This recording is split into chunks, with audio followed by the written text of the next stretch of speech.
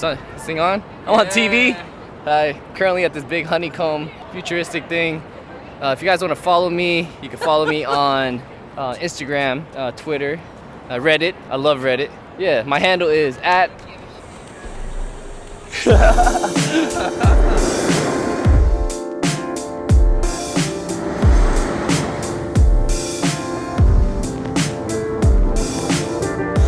Alright, what is up everybody?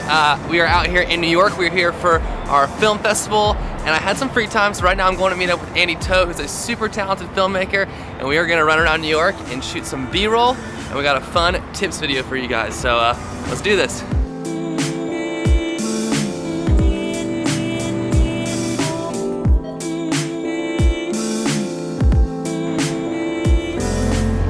Alright, so we are out here on Andy's roof, and this is probably one of the better roofs to shoot on that I've ever seen in New York. And the first tip that we're gonna give you is basically just to shoot the whole scene. So like right now we are on the roof.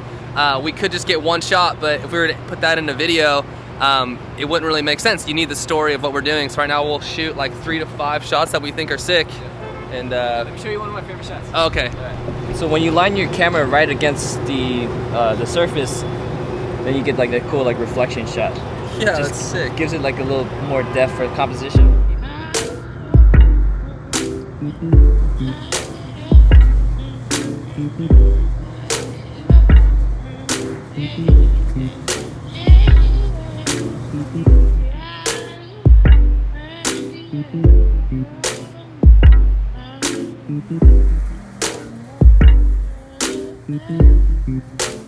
Oh, I'm digging this.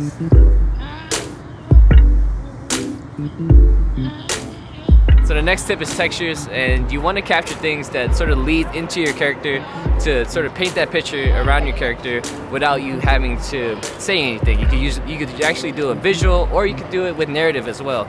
But we're gonna get a little bit into like textures and backgrounds, and we're currently on the west side of New York. But yeah, we're gonna have some fun with a little bit close-up detail work. Yeah, let's do it.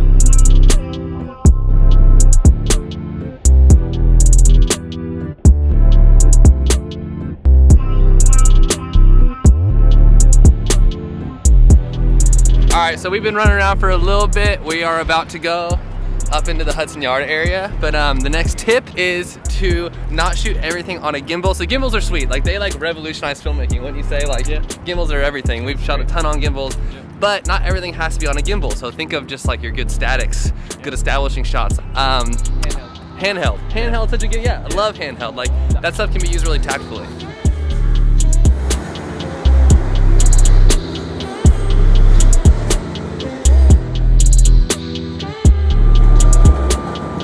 Alright, so the next tip is to not only look for good images, like what's gonna look good in your frame, but look out for good sound. So we are using the Shure mic and the Shure app. That helps a ton. But right now, as I go into the edit and as I'm thinking about what I'm shooting, I'm definitely looking for sound just as much as I'm looking for a good shot. Stop on this train. Everyone's ready.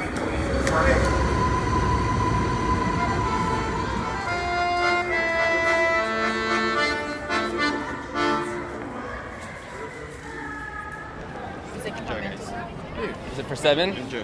Okay, cool. Hey, I remember you. Yeah. It worked out. Thank you. Hey, y'all.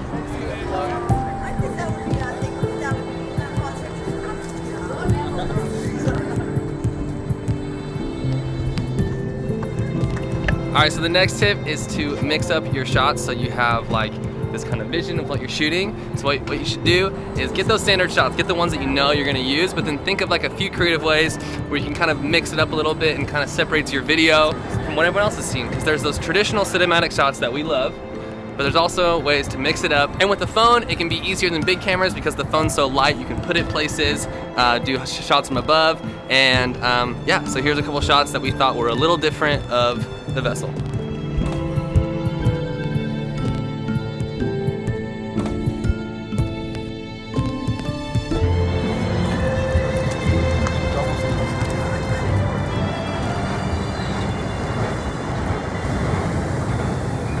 Alright guys, so we shot like a bunch of stuff in like 60 frames, 120 frames, but what's the coolest part about like shooting with our phones is that we get 24 frames per second, which is like super cinematic, and it gives you the opportunity to like go handheld, you can follow action, and it's just like a really good way for you to diversify your content, just to mix it up slow, fast, and just like, you know, just to use that to tell your story.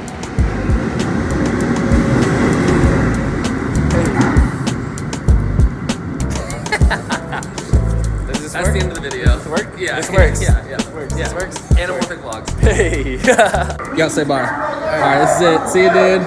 Dude, Thanks, man. See you soon. Never goodbye. Yes, see you soon. I like that. See you soon. Okay, so Jalen just made me a homemade iced latte. This is probably the end of the vlog, so if you've made it this far, thanks for watching. Hopefully you loved the tips. Yeah, we're having fun, right? Okay, cool. Here we go. Here we go. First taste, homemade iced latte. My very first one ever. All right, I'm gonna use the straw. Oh my gosh, that is so good. And it's sweetened. Wow. Well, if you're ever lucky enough to be here and to get an iced latte, then you should have one because, yeah, you gotta start selling these.